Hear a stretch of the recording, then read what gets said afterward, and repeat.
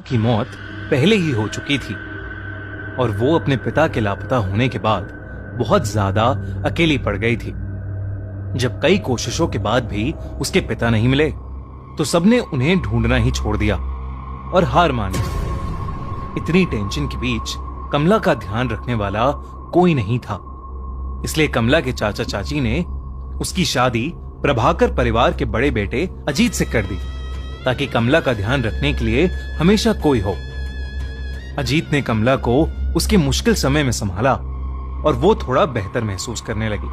कमला अपने नए घर में अपनी नई जिंदगी से एडजस्ट करना सीख रही थी और धीरे धीरे खुश होने भी लगी थी। सारा परिवार उसे बहुत प्यार देता था और उसका ख्याल भी रखता था, खासकर उसका देवर राजेश। पर धीरे धीरे चीजें बदलने लगी। एक दिन जब कमला सो रही थी तो उसकी अचानक किसी के रोने की आवाज से नींद खुल गई।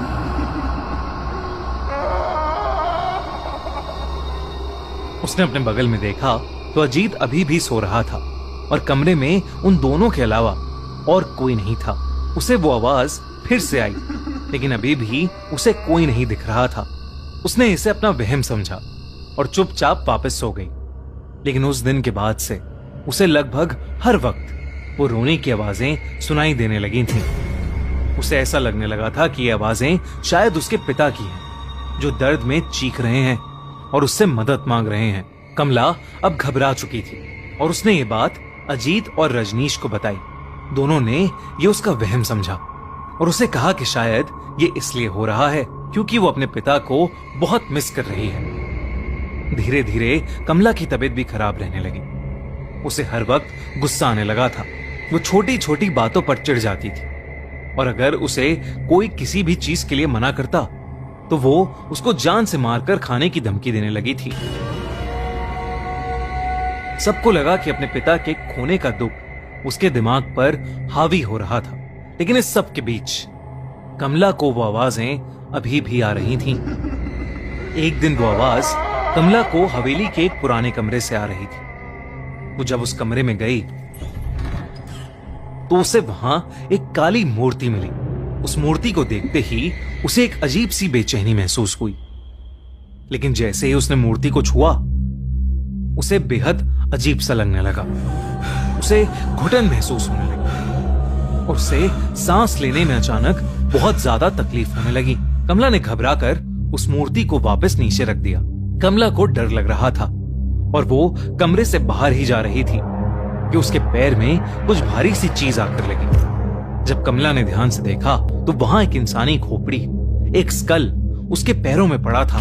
तब कमला को देखा कि उस कमरे में कुछ और भी चीजें पड़ी हैं। उस कमरे में ढेर सारी इंसानी हड्डियां इधर उधर पड़ी थीं और हर जगह खून ही खून था। वो जब उस कमरे को और ध्यान से देखने लगी तो वहां उसे एक खत मिला। उसने खत उठाया और उसे पढ़ने लगी। खत में लिखा था कि वो मूर्ति श्रापित है और इसने उनके पुरखों को भी परेशान किया है। ये सब पढ़ते ही कमला को अपने पिता की चीख सुनाई दी और वो मूर्ति अपने आप जोरों से हिलने लगी। कमला को एक अजीब सा भारीपन महसूस होने लगा, जिसके बाद वो एकदम से बेहोश हो गई। कमला ने जब अपनी आंखें खोली तो वो अपने कमरे में ही थी और सब परिवार वालों ने उसे घेर रखा था।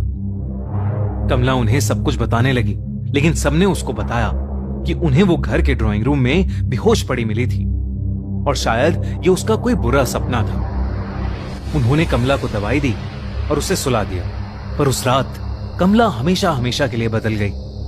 अजीत बाकी रातों की तरह डिनर के बाद वॉक करके कमरे में आया तो उसने देखा कि कमला बिस्तर पर नहीं, बल्कि कमरे के एक अंधेरे कोने में दीवार की तरफ मुंह करके जोर जोर से हंस रही है। उसने कमला का नाम चिल्लाया। कमला उसकी तरफ मुड़कर रोते हुए, मदद मांगते हुए उससे कहने लगी, मैं निर्दोष हूं, मुझे बचा लो। कमला को इस हालत में देखकर अजीत टूट गया और वो उसे गले लगाकर शांत करने लगा। किसी तरह उसने कमला को शांत करके बिस्तर पर लेटा दिया और वो रात जैसे तैसे बीत गई। पर अगले दिन कमला की तबीयत और ज्यादा बिगड़ने लगी। अगर कोई भी उसका नाम लेता तो वो उसकी तरफ मुड़कर उसे जान से मारने की धमकी देती। कमला की शक्ल भी अब बदलने लगी थी। धीरे धीरे उसका चेहरा सफेद पड़ने लगा था, आंखों के नीचे काले गड्ढे हो गए थे और वो पागलों की तरह बिहेव करने लगी थी। सारा प्रभाकर परिवार कमला को इस हालत में देखकर बहुत परेशान था, क्योंकि कमला ने रात को पागलों की तरह हंसना शुरू कर दिया था। कमला पूरा दिन बस रोती और हंसती रहती। प्रभाकर परिवार को लगा कि कमला पागल हो चुकी है, लेकिन उससे पहले वो कुछ कर पाते, उनके साथ एक बहुत बड़ा हादसा हुआ। एक दिन शाम को कमला के ससुर अपने रूम में बैठकर चाय पी रहे थे, जब उन्हें एकदम से अपनी पीठ पर ऐसा महसूस हुआ कि जैसे उनकी पीठ में कोई नुकीली चीज घुसा दी। उन्होंने दर्द में जब मुड़कर देखा तो कमला वहां खड़ी पागलों की तरह हंस रही थी। कमला के हाथों के नाखून कमला के ससुर की पीठ के अंदर थे।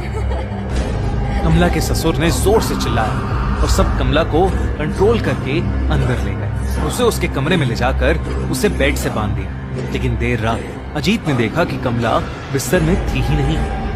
उसने बाहर जाकर देखा तो कमला भागती हुई उसके ससुर के कमरे में घुस गई।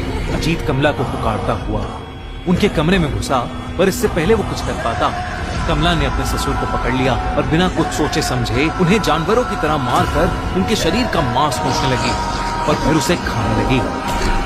पूरा घर चीखों और डर से गूंज उठा, लेकिन कोई भी कमला को रोक नहीं पा रहा था।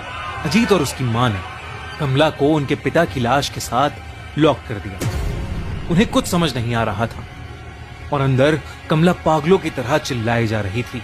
वो जोर जोर से चीख कर कह रही थी कि मैं सबको खा जाऊंगी। अजीत की मां को समझ आ गया था कि कमला पर किसी का काला साया पड़ गया है, या वो खुद एक चुड़ैल बन चुकी है, जिसे रोक पाना अब शायद असंभव हो गया है। उस रात उनकी मां अपने दोनों बेटों को लेकर उस हवेली से निकल गई और अपने एक रिश्तेदार के घर चली गई। जब वो अपने रिश्तेदार के घर पहुंचे तो अजीत की मां ने उसे बताया कि कमला के साथ जो हो रहा है वो कोई इत्तेफाक नहीं, बल्कि काला जादू है, जो उनके घर के एक पूर्वज करते करते मर गए। उन्होंने अजीत को बताया कि उनके घर में एक शैतानी मूर्ति है जो शापित है और उसी शैतान का साया शायद कमला पर आ गया है और अब वो किसी को नहीं छोड़ेगी। कुछ समय बाद उस हवेली से 4 डेड बॉडीज मिली। अजीत के दोनों पेरेंट्स और कमला, सबकी डेड बॉडीज को वहां से ले जाया गया। राजेश उस दिन के बाद कहीं गायब हो गया। लोग कहते हैं कि आज भी उस हवेली में कमला की आत्मा भटकती है और वो किसी को नहीं बख्शती, और अगर कोई भी उस हवेली में गया तो वो उसकी जान ले लेगी, और इसीलिए आज तक वो हवेली वीरान पड़ी है।